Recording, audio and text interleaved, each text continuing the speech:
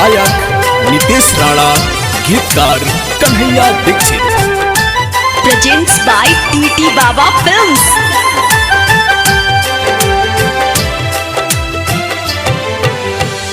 जाके परदेसवा में भुलाई गइल राजा जी, जाके परदेसवा में भुलाई गइल राजा जी, कवना सवतिया पर लुभाई गइल राजा जी, कवना सवतिया पर लुभाई गइल राजा जी, जाके परदेसवा में भुलाई गइल राजा जी, कवना सवतिया पर लुभाई गइल राजा जी, कवना सवतिया पर लुभाई गइल राजा जी।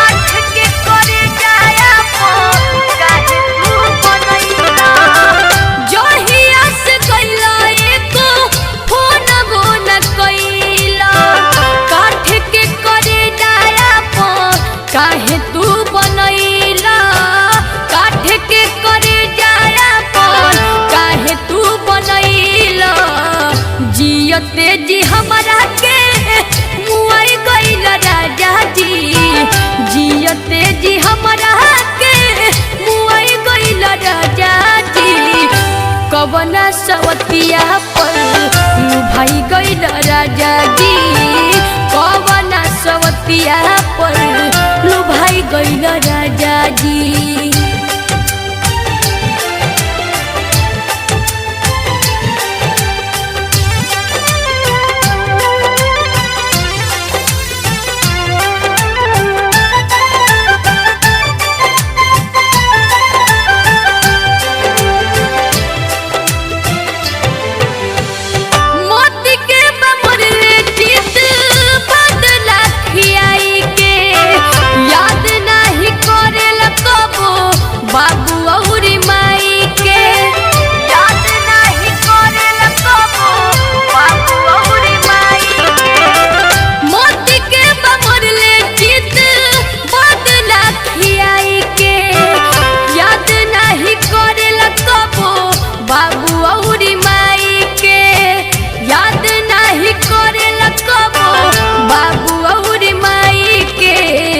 बचवन के प्यार बिना तरसाई गइल राजा जी, बचवन के प्यार बिना तरसाई गइल राजा जी, कवना सवतिया पर लुभाई गइल राजा जी, कवना सवतिया पर लुभाई गइल राजा जी।